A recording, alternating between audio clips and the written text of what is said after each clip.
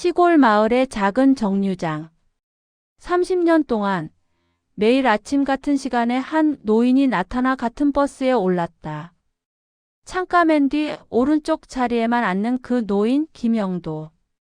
마을 사람들은 농담처럼 말했다. 저 양반은 버스랑 결혼했다고. 하지만 아무도 그의 목적을 모른다. 어느 날 노인은 버스에서 갑자기 쓰러진다. 병원으로 옮겨진 그의 가방에서 한 장의 사진이 나온다. 젊은 여자의 사진. 뒷면에는 짧은 글이 적혀 있었다. 내가 돌아올 때까지 매일 여기서 기다려줘. 그 사진은 30년이 지난 지금도 보존되어 있었다. 하지만 진실은 더욱 깊다.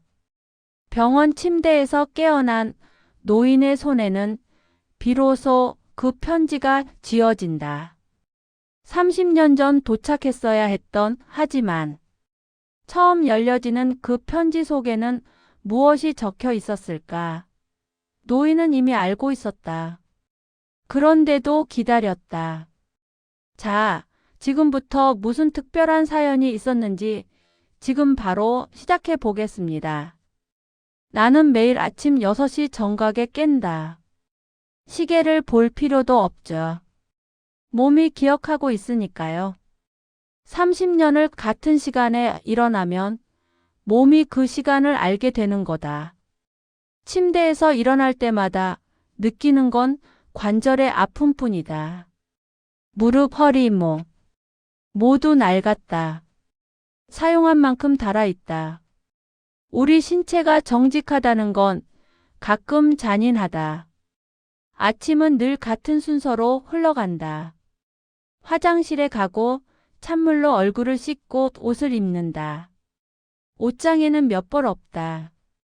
여름옷이 있고 겨울옷이 있고 가을 봄옷이 있다.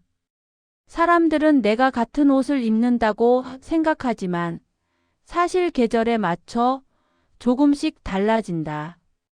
다만 색은 항상 같다. 검정색. 단순하고 더 이상 신경 쓸 필요 없는 색이다. 검은색 모자, 검은색 가방, 검은색 신발. 마치 내 인생이 이미 끝났다는 걸 알리는 것처럼. 정류장까지는 50분 정도 걸린다. 마을을 가로질러 가면서 나는 항상 같은 길을 간다. 집 앞에 작은 골목, 식당 옆 좁은 길, 가수구의 논밭을 지나 마을 어귀로 나선다. 계절이 바뀌면 풍경이 달라진다. 봄이면 보리가 푸르게 자라고 여름이면 논이 물로 가득하다. 가을이면 벼가 노랗게 익어가고 겨울이면 모든 게 색을 잃는다. 하지만 내가 가는 길은 늘 같다. 마을 사람들이 나를 본다. 몇몇은 인사를 한다. 어디 가세요? 나는 대답하지 않는다. 대답할 필요가 없다. 다들 알고 있으니까. 정류장, 버스, 그리고 매일 반복되는 그 일들. 어떤 젊은 여자가 한 번 말했다. 할아버지, 버스 타고 뭐 하세요? 왜 매일? 나는 고개를 돌렸다. 설명할 수 없었다. 어떻게 설명하지? 자신의 인생이 멈춰 있다는 걸? 30년을 한 사람을 기다리고 있다는 걸? 정류장에 서면 항상 누군가가 있다. 어떨 때는 바쁜 회사원들이고 어떨 때는 학생들이다. 요즘엔 할머니들이 자주 온다. 장을 보러 가는 모양이다. 하지만 나는 누구와도 말을 나누지 않는다. 정류장에서도 버스에서도. 버스가 올 때가 되면 나는 조금 더 앞으로 나간다. 버스 번호를 확인한다. 같은 번호다. 운전기사는 해마다 바뀌지만 버스는 같다. 혹은 같은 노선에 있는 다른 버스일 수도 있다. 하지만 그건 중요하지 않다. 노선이 중요하다. 같은 정류장들을 도는 그 노선. 정희가 마지막으로 봤을 그 노선. 버스가 멈추면 나는 먼저 탄다. 사람들이 내가 먼저 타도록 허락한다. 나이 때문일까? 아니면 내가 매일 같은 행동을 반복하니까 일종의 질서가 된 것일까? 버스 안으로 들어가면 나는 바로 뒤로 향한다. 맨 뒤줄, 오른쪽 창가 자리. 그 자리는 내 자리다. 누구도 앉지 않아도 되지만 만약 누군가 앉아 있다면 나는 그 옆에 선다. 기다린다. 그 사람이 내릴 때까지. 창밖의 풍경은 나와 함께 움직인다. 도로가 펼쳐지고 건물들이 지나가고 신호등이 반복된다. 같은 곳들, 같은 나무들, 같은 정류장들. 하지만 나는 매번 눈을 크게 뜬다. 혹시 그 사람이 서 있을까 봐. 혹시 오늘은 돌아올까 봐. 다른 승객들을 본다. 그들은 휴대전화를 본다. 화면에 밝혀진 얼굴들. 뉴스를 읽거나 음악을 듣거나 누군가와 말을 나눈다. 나는 그런 것들을 하지 않는다. 우리 세대는 그런 기계에 익숙하지 않았다. 손으로 신문을 펼쳤고 귀로 라디오를 들었다. 그리고 매일 같은 버스에 타서 같은 정류장들을 지나갔다. 버스 기사는 해마다 바뀐다. 처음 몇 년은 젊은 남자들이었다. 그들은 내게 호기심을 가졌다. 할아버지, 매일 오세요? 네, 매일. 그게 전부다. 시간이 지나니까 그들도 질문을 멈췄다. 이제는 나를 보면 그냥 인사한다. 영도 어르신 오늘도 왔네요. 나는 조용히 고개를 끄덕인다. 1년에 몇 번은 새 기사가 들어온다. 그럴 때마다 같은 일이 반복된다. 신기한 눈으로 나를 본다.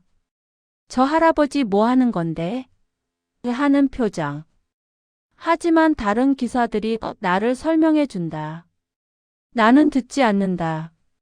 무슨 말을 하는지 상관없다. 그들이 나를 이상하다고 생각하든 그냥 일상의 일부라고 생각하든 상관없다. 내일은 기다리는 거다. 종점까지 가는데 1시간이 걸린다. 1시간을 창밖을 본다. 같은 풍경을 본다. 여름에는 뜨겁고 겨울에는 춥다. 버스 안은 계절을 막아주지만 창밖의 계절은 막아주지 않는다. 내 마음도 그렇다. 온갖 계절의 감정을 다 느낀다. 종점에 도착하면 승객들이 모두 내린다. 나도 내린다. 하지만 내가 내리는 이유는 버스 기사가 기계적으로 셔틀을 움직여야 하기 때문이다. 새 승객들이 타면 나는 다시 탄다. 맨 뒤 오른쪽 창가. 같은 자리. 버스는 다시 달린다. 같은 정류장들을 다시 도는 거다. 신기한 건 매번이 마치 처음인 것처럼 느껴진다는 거다. 혹시 이번엔 그 사람이 나타날까? 혹시 오늘은 뭔가 다를까? 하는 기대감. 하지만 그럴 리가 없다. 이미 오래전부터 그럴 리가 없다는 건 알고 있다. 비 오는 날이면 창문이 흐린다. 빗소리가 지붕을 친다. 그런 날씨에도 나는 같은 자리에 앉는다. 창밖을 본다. 빗줄기가 정류장을 흐린다. 누군가 우산을 쓰고 정류장에 서 있다. 버스를 기다린다. 그 모습을 본다. 혹시 모르니까. 혹시 그 사람이 아닐까 하는 마음으로. 눈이 내려도 같다.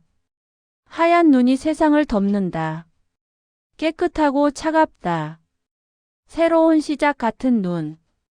하지만 나는 변하지 않는다. 같은 자리에 앉아 같은 것들을 본다. 사계절을 반복한다. 그렇게 년이 간다. 그렇게 10년이 간다. 나는 새는 것을 그만뒀다. 더 이상 시간이 의미 있게 흐르지 않았으니까. 마을 사람들은 날 보며 웃는다. 큰 목소리로 말한다. 저 할아버지는 버스를 타고 산다더라. 뭐 하는 건지 몰라. 혼자인가? 나는 그런 말들을 무시한다. 그들은 내 인생을 모른다. 그들이 알 수 있는 건 표면뿐이다. 같은 버스에 계속 탄다는 것. 그뿐이다. 그 이면에 있는 기다림, 그 깊이를 알 수는 없다. 가끔 버스 기사가 물었다. 어르신, 종점까지만 가세요? 나는 대답했다. 네, 왕복합니다. 혼자 가세요? 네. 와 사는 사람들이 계신가요? 더 이상의 질문에는 대답하지 않는다. 내 이야기는 거기까지다. 더 이상은 개인의 영역이다. 어떤 기사는 동정적인 눈으로 봤다. 나는 그 시선이 싫었다. 동정은 필요 없다. 내가 필요한 건 그저 버스와 정류장뿐이다. 그리고 기다림. 이 세 가지면 충분하다. 내 손은 구부러졌다. 관절염 때문이다. 날씨가 흐리면 통증이 심해진다. 버스에서 손잡이를 잡을 때 그 느낌을 안다. 손가락이 말을 듣지 않는 느낌. 하지만 내가 매일 어딘가를 가리키거나 짚거나 할 필요는 없다. 그저 앉아 있으면 되니까. 나는 버스 안에서 때때로 중얼거린다. 입으로 나오는 소리는 없을 수도, 아주 작을 수도 있다. 하지만 나는 안다. 내가 뭔가를 말하고 있다는 걸. 그건 마치 관성처럼 흐르는 기도 같은 거다. 기도인지 중얼거림인지도 구분이 안 간다. 그냥 뭔가가 자꾸만 나온다. 한 사람의 이름. 정혜. 누군가 그 이름을 들었을 수도 있다. 하지만 아무도 묻지 않았다. 나이를 먹으면 사람들이 너를 신경 쓰지 않는다는 걸 깨닫는다. 너는 배경이 된다. 풍경의 일부. 버스에 탄 그저 그런 할아버지. 내가 뭘 하고 있는지, 왜 이렇게 사는지, 그런 걸 묻는 사람은 거의 없다. 그리고 내가 설명할 수 있는 말도 없다. 어떻게 설명하지? 내 인생이 한 사람을 기다리는 것으로 이루어져 있다는 걸? 그리고 그 사람은 이미 오지 않을 거라는 걸 알고 있다는 걸? 버스는 계속 움직인다. 매일 같은 속도로, 매일 같은 정류장들에 선다. 나는 매번 깨어 있다. 혹시라도. 그러던 어느 날 내 몸이 변했다. 아침에 깨어났을 때 뭔가 다른 느낌이 들었다. 단순한 피로가 아니었다. 뭔가 흐르는 것 같은 감각. 마치 내 몸 어딘가에 신호가 떨어지고 있는 것처럼. 하지만 나는 일어났다. 평소처럼. 옷을 입었다. 모자를 썼다. 가방을 들었다. 정류장을 향해 걸어갔다. 정류장에 도착했을 때 기사가 나를 봤다. 뭔가 이상함을 느낀 걸까? 어르신 괜찮으세요? 나는 고개를 끄덕였다. 그럼요. 버스에 탔다. 맨 뒤 오른쪽 창가. 같은 자리. 하지만 그날 버스가 움직일 때 뭔가가 달랐다. 창밖이 흐릿했다. 아니, 내 눈이 흐릿했다. 정류장이 제대로 보이지 않았다. 사람들의 얼굴도, 신호등도, 모든 게 물 위에 있는 것처럼 떠 있었다. 나는 눈을 깜빡했다. 다시 봤다. 같은 정류장들, 같은 풍경. 하지만 뭔가가 벗겨지고 있었다. 마치 카메라가 초점을 잃어가는 것처럼. 그 다음 날 나는 일어나지 못했다. 아침 6시. 내 몸이 움직이지 않았다. 이상했다. 30년을 빠진 적이 없는데 생각해보니 이상했다. 그런데 내 다리가 말을 듣지 않았다. 움직이고 싶어도 움직이지 않았다. 마치 누가 내 신체를 아래에서 누르고 있는 것처럼. 그리고 셋째 날 나는 쓰러졌다. 화장실에서다. 아침을 하려고 일어났다가 다리가 풀렸다. 몸이 떨어졌다. 내가 어디에 쓰러졌는지, 얼마나 그곳에 누워 있었는지는 알 수 없다. 의식이 흐릿했으니까. 나중에 누군가가 나를 발견했나 보다. 모르겠다. 내가 알 수 있는 건 깨어났을 때 천장이 흰색이었다는 것뿐이다. 병원이었다. 침대에 누워 있었다. 내 옆에는 의료용 기구들이 있었다. 정맥 주사가 팔에 꽂혀 있었다. 나는 그걸 봤다. 남의 일 같았다. 이건 내 팔인가? 이건 내 인생인가? 의사가 와서 말했다. 탈수 상태셨네요. 고혈압도 좀 높으신 편이고 더 심하지 않아서 다행입니다. 나는 들었지만 말이 귀에 들어오지 않았다. 내가 원하는 건 다른 거였다. 버스로 나가고 싶었다. 정류장으로. 내 가방이 침대 옆에 있었다. 그 안에는 모든 게 들어 있었다. 지갑, 열쇠, 그리고 사진. 그 사진. 누군가 그걸 꺼냈나 보다. 어떤 여자 간호사가 물었다. 이분이 누구세요? 나는 대답하지 않았다. 입을 열 수 없었다. 가족분 찾아봤어요. 연락처가 있으신가요? 나는 고개를 저었다. 가족이 없다. 그럴 어떤 것도 없다. 내 인생은 이 사진과 이 가방뿐이다. 의료진들이 나가고 나는 혼자 남겨졌다. 천장을 봤다. 하얀 천장. 병원의 냄새. 살균제의 냄새. 죽음의 냄새. 그런 생각이 들었다. 혹시 이게 끝인가? 혹시 나는 여기서 죽는 건가? 정류장도 보지 못하고 버스도 탈 수 없게. 그런데 이상한 일이 일어났다. 나는 울지 않았다. 두려움도 없었다. 오직 생각이 들었다. 혹시 정의가 이렇게 죽어갔을까? 혹시 그것도 모른 채로 나는 버스를 탔을까? 그동안 말이다. 며칠이 지났다. 며칠인지는 모른다. 의사들이 계속 와서 뭔가를 했다. 검사도 했고 약도 줬다. 나는 가만히 있었다. 움직일 수 없었다. 움직일 힘도 없었다. 내 마음속에서 뭔가가 변했다. 기다림이 중독이 된 건가? 그 생각이 들었다. 50년을 한 여자를 기다리면서 나는 기다리는 것에만 익숙해졌을지도 모른다. 실제로 그 여자를 다시 보는 건 아마 두려울 것 같았다. 만날 수 없으니까. 만나더라도 그녀가 아닐 것 같으니까. 의료진이 내 가방을 정리하고 있었다. 나는 그걸 봤다. 누군가 사진을 다시 꺼냈다. 사진 뒷면을 봤다. 내가 돌아올 때까지 매일 여기서 기다려줘. 그 글씨. 정의의 손글씨.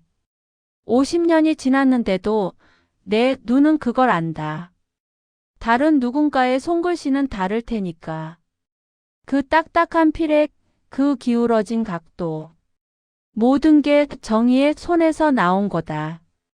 의사가 다시 와서 뭔가를 설명했다. 며칠 후면 퇴원하셔도 괜찮을 것 같습니다. 집에서 쉬시고 영양가 있는 음식 드시면 됩니다. 나는 들었다. 그 말이 무엇을 의미하는지도 안다.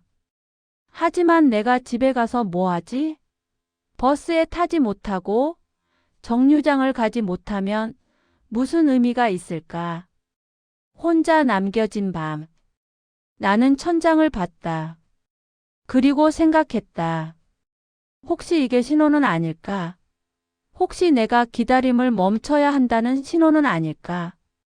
아니면 반대로 내가 정류장으로 돌아가야 한다는 신호는 아닐까? 새벽이 밝아왔다. 병원의 창문으로 해가 들어왔다.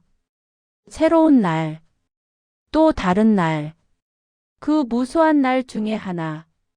그런데 누군가 들어왔다. 의료진도 아니었다. 한 노인이었다. 나보다 좀 젊어 보이는 사람. 회색 머리. 나를 본 그 사람의 눈이 크게 떠졌다. 영도? 저 영도 맞나? 나는 고개를 끄덕였다. 와, 진짜 이렇게 못 봤네. 30년 전인가? 버스 회사에 있던 때가 마지막이었나? 그 사람은 내 손을 잡았다. 나는 그 손을 봤다. 낯선 손이었다. 나 기억 안 나? 버스 정비사였던 최순환이야. 너 많이 탈 때 자주 봤던 사람. 나는 생각해 봤다. 기억이 있는 것 같기도 하고 없는 것 같기도 했다. 그 시절에 많은 사람들이 뭉개져 있었다. 하지만 한 가지는 명확했다. 그건 내 시절. 버스 기사였던 시절. 정의가 아직도 살아있다고 생각하던 시절. 어라, 뭐해? 너 매일 버스 타던데? 최순환이 물었다. 요즘 왜 안 나타나? 사람들이 다 놀랬어. 저 할아버지 뭐 됐대나 하고. 나는 입을 열었다. 아팠어요. 아, 그렇지. 이러다 마다 건강을 챙겨야지. 혼자 살 거면 더더욱. 최순환은 의자에 앉았다. 근데 말이야. 너 혹시 그 정이 아직도 기다리는 거야? 나는 움직이지 않았다. 나 들었어. 옛날에 너한테 뭐 했던 여자 있었다고. 떠났다고. 그 다음부터 너 매일 버스 탔다던데. 네. 와. 정말 모르는 일은 없네. 최순아는 한숨을 쉬었다. 그 여자가 돌아올 리 없지 않나. 벌써 오래전에. 너도 알 거 아냐. 나는 천장을 봤다. 알고 있었어요. 그래도? 최순환이 물었다. 그래도 기다렸어. 네. 최순환은 한참 동안 나를 봤다. 그리고 고개를 저었다. 사람이 그렇게 사는 거구나. 알면서도 기다리는 거구나. 그 후로 얼마나 지났는지는 모른다. 시간의 흐름이 병원에서는 다르다. 낮과 밤의 구분이 불명확하다. 의료진들의 발걸음 소리로 하루를 샌다. 누군가는 자주 오고 누군가는 가끔 온다. 그리고 어느 날 담당 의사가 와서 말했다. 퇴원 준비하셔도 됩니다. 나는 고개를 끄덕였다. 집으로 돌아간다. 그 후 어쩌지? 버스를 탈 수 있나? 아직도 다리가 약한데. 퇴원을 준비하는 동안 누군가 내 가방을 다시 정리했다. 내 사진도 다시 넣었다. 그리고 뭔가 더 들어 있었다. 봉투. 이거 있으셨어요? 간호사가 물었다. 어디서 나온 건지는 모르겠는데 당신 가방에서 나왔어요. 나는 봉투를 봤다. 김영도님께라고 적혀 있었다. 필체가 정의의 필체였다. 손이 떨렸다. 진짜 떨렸다. 50년을 기다리면서 한 번도 떨린 적이 없는데 그 순간에는 떨렸다. 뭐 하세요? 간호사가 물었다. 이거 오래된 거 같은데? 다시 한번 드러나 봤어요. 이미 봉투가 된 상태라 처음부터 있었던 것 같던데요. 나는 봉투를 들었다. 가볍다. 흙이 앉혀 있다. 오랜 시간의 흔적이다. 열어보세요. 나는 고개를 저었다. 아직 아니다. 아직 준비가 안 됐다. 퇴원하는 날, 내 발걸음은 불안정했다. 다리가 약했다. 간호사가 팔을 잡아줬다. 휠체어가 필요하다고 해도 거절했다. 내 발로 걸어 나가고 싶었다. 병원 문을 나서니 햇빛이 밝았다. 얼마나 오래 햇빛을 본 적이 없었나. 얼굴이 따끔거렸다. 눈을 깜빡했다. 택시를 탔다. 나는 버스를 타고 싶었지만 아직 힘이 없었다. 운전기사가 물었다. 어디 가세요? 집. 집에 도착했을 때 모든 게 그대로였다. 내 작은 방, 내 낡은 가구, 내 쓸쓸한 침대. 집의 냄새가 이상했다. 뭔가 오래되고 갇혀있는 냄새. 나는 침대에 누웠다. 오래 누워 있었다. 창문으로 햇빛이 들어왔다. 그리고 나는 내 손에 들려있는 봉투를 봤다. 잊고 있었는데 그게 있었다. 천천히 열었다. 안에는 종이가 있었다. 손글씨로 쓰여진 편지. 정희 내 정희의 글씨. 영도씨, 미안해요. 정말 미안해요. 나는 약속한 날 정류장에 가지 못했어요. 사고가 있었어요. 차가 미끄러웠어요. 순간이었어요. 그 순간이 영원히 돼 버렸어요. 나는 그걸 알고 있었어요. 정류장에 가지 못할 거라는 걸. 그래서 편지를 썼어요. 그런데 우리 집이 이사를 가버렸어요. 주소도 없고 당신의 주소도 모르고 편지를 보낼 수가 없었어요. 그 후로 얼마나 나는 당신을 생각했는지, 얼마나 자책했는지, 얼마나 미안했는지. 영도 씨, 혹시 당신이 이 편지를 읽게 된다면 제발 나를 잊어주세요. 제발 기다리지 말아주세요. 나는 더 이상 올 수 없어요. 영원히. 대신 제발 행복해져요. 다른 여자를 만나고 가정을 꾸려주세요. 버스 기사로서의 당신이 정말 좋았어요. 매일 그 노선을 타던 당신의 얼굴이 정말 좋았어요. 하지만 나는 그 얼굴 옆에 있을 수 없어요. 미안해요.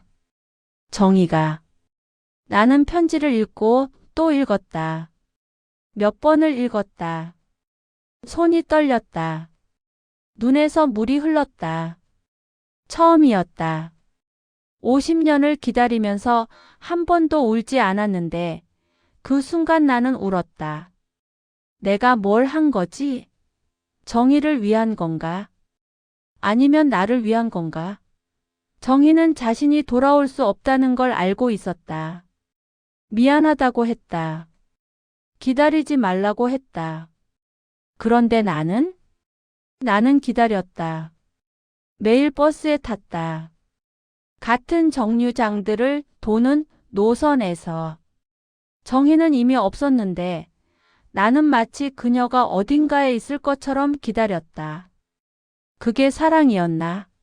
아니면 집착이었나? 생각을 하면 할수록 더 헷갈렸다.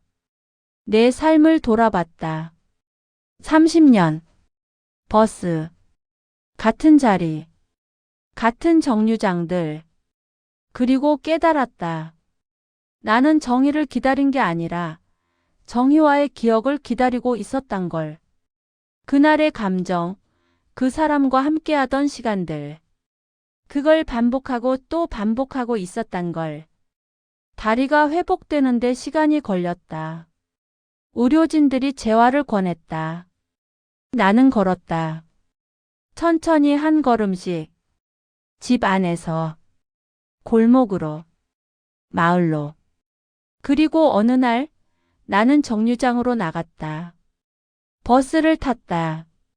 기사들이 반겨줬다. 어르신 오셨어요. 다 나으셨어. 나는 고개를 끄덕였다. 맨 뒤 오른쪽 창가. 같은 자리.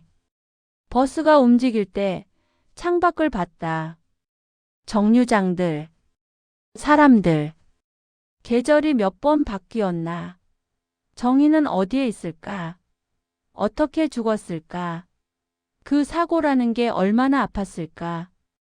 생각은 계속되었다. 하지만 이제 나는 알고 있었다. 정희가 돌아오지 않을 거라는 걸. 그리고 그럴 리가 없다는 걸.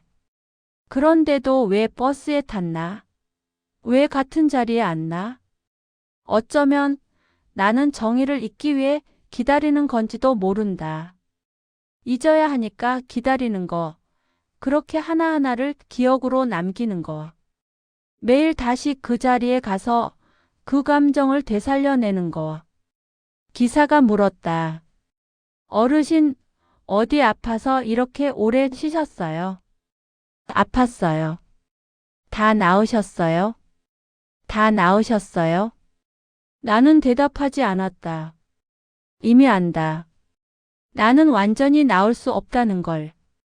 이 상처는 죽을 때까지 짊어지고 다닐 거라는 걸. 해가 지고 있었다. 종점에 도착했다. 버스에서 내렸다. 정류장에 섰다. 혼자. 마을 사람들이 지나갔다. 누군가 나를 봤다. 누군가는 안 봤다. 모두 자기의 삶으로 바빴다. 내 인생이 멈춰 있는 동안 다른 사람들의 인생은 흘러갔다. 밤이 되자 기온이 내려갔다. 겨울이 오고 있나? 이 겨울도 버스를 탈 거다. 봄도 올 거다. 여름도. 그리고 또 가을도. 계절이 반복되고 나는 그 속에서 반복될 거다. 버스는 다시 온다. 나는 탄다. 이건 이제 내 운명이다. 아니, 내가 선택한 길이다. 정류장에서 한참을 섰다. 해가 완전히 졌다. 하늘이 짙은 보라색이 된다. 별이 떠오르기 시작한다. 혹시 정희도 어딘가에서 이 별들을 보고 있을까? 혹시 그 사람이 이 세상 어딘가에 있을까? 아니면 완전히 사라졌을까? 나는 확신할 수 없다. 다만 알 수 있는 건 내가 아직도 여기 서 있다는 것뿐이다. 최순환이 말했던 게 맞는 것 같다. 사람이 그렇게 산다고. 알면서도 기다린다고. 나는 버스를 탔다. 다시. 또 다시.